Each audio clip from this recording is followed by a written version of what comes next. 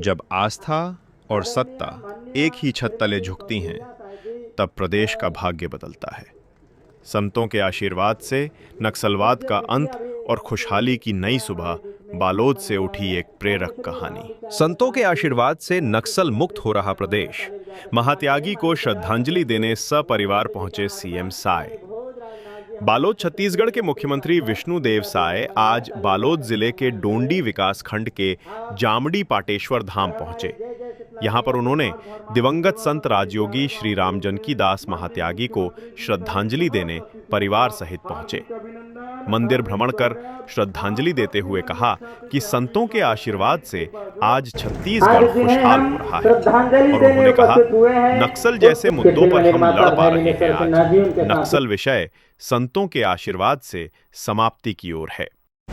महात्यागी जिला मैं नमन करत हूं और उमन के विनम्र श्रद्धांजलि अर्पित करत हूं और उमन के आशीर्वाद हमार छत्तीसगढ़ में हमेशा बना रहे। छत्तीसगढ़ में खुशहाली हो, छत्तीसगढ़ में सबके घर में सुख और समृद्धि हो। पाटेश्वर धाम में हमन सब एकत्रित हुए हैं और ऐसे अवसर में मैं सबकर लिए पहले पूज्य राम बालक दास जी महात्यागी जी के चरण में मैं नमन करत हूँ कि उस दवा का यहाँ भी अगर सेवन हो रहा है, डॉक्टर अगर लिख रहे हैं तो नहीं लिखी। सर, बस्तर के लिए केंद्र और राज्य सरकार इतना मेहनत कर रही, विपक्ष बोलता है कि अडानी को जमीन दिखाने के लिए केंद्रीय गृह मंत्री आए थे। वहीं प्रदेश में केंद्रीय गृह मंत्री के दौरे के बाद पूर्व मुख्यमंत्री एवं कांग्रेस द्वारा दी जा रही प्रतिक्रिया को लेकर उन्होंने जवाब दिया है। उन्होंने कहा, पिछली सत्ता में रहते 36 वादे किए थे, एक वादे भी पूरे नहीं हुए, जिसके कारण अब विपक्ष के पास कोई मुद्दा नहीं बचा है। इसलिए उल जलूल बयान देते थल।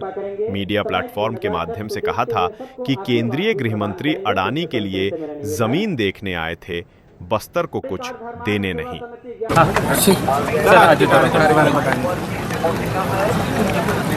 आज हम सभी लोग, हम सब परिवार और हमारे प्रदेश के कृषि और आदिम जाति कल्याण मंत्री श्री रामविचार नेताम जी, हमारे वन मंत्री श्री केदार कश्यप जी, इस क्षेत्र के सांसद भोजराम जी, विधायक पुरेंद्र मिश्रा जी, सभी लोग जामड़ी पाट के इस पवित्र धाम में आए हैं।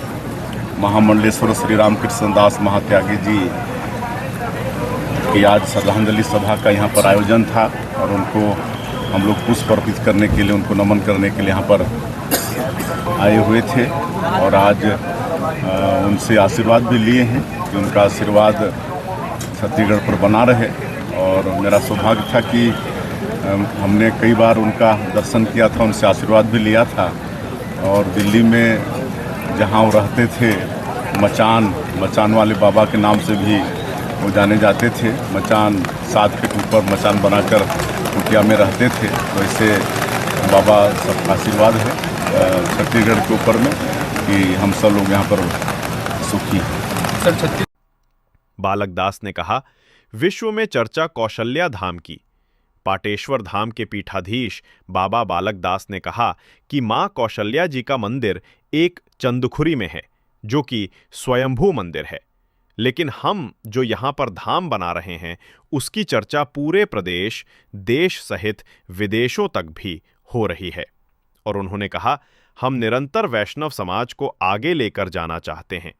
इस क्षेत्र में हम हमेशा काम कर रहे हैं और आज हमारे पूजनीय गुरुजी को श्रद्धांजलि देने मुख्यमंत्री पहुंचे। स्थान जब बनता है तो 3 प्रकार के लाभ मिलते हैं। एक तो दैहिक, दैविक, भौतिक हमारे यहाँ कहा गया। सबसे पहले मूलभूत सुविधाओं के साथ लोगों को शांति और सुकून मिलता है, सद्भाव का वातावरण मिलता है।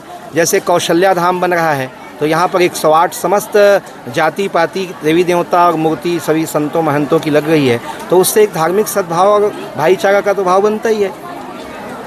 ठीक है, धन्यवाद। देखिए, हमारे जो वैष्णव संप्रदाय है उसके एकदम वरिष्ठ संतों में जो गिने जाते थे वो परम पूज्य महामंडलेश्वर स्वामी रामकृष्णदास महात्यागी जी, जो दिल्ली रामलीला मैदान, मतलब गोस्वामी तुलसीदास जी ने जिस हनुमान जी की स्थापना अपने हाथों से की और उन्होंने ही रामलीला पहला प्रारंभ किया, तब रामलीला मैदान कहलाता है, दिल्ली का मैदान। उसी रामलीला मैदान के छोर पे वो आश्रम है जहाँ पर हमारे पूज्य दादा गुरु मचान पर रहते थे। वो सिद्ध मुनि थे और चूंकि विष्णुदेव साई जी हमारे शिष्य परंपरा में हैं तो उनके भी वो दादा गुरु थे। तो आज दादा गुरु को श्रद्धांजलि देने के लिए पूरे प्रदेश से, मध्य प्रदेश, महाराष्ट्र, झारखंड, उड़ीसा, दिल्ली से भी लोग आए हुए हैं। सब लोगों ने आज उनको भावभीनी श्रद्धांजलि दिया है। उनके नाम से यहाँ भोजन प्रसादी, हवन इत्यादि कार्यक्रम हुआ है और छत्तीसगढ़ के मुख्यमंत्री जी का आना आज एक पारिवारिक कार्यक्रम में आने जैसा यहाँ पर रहा है।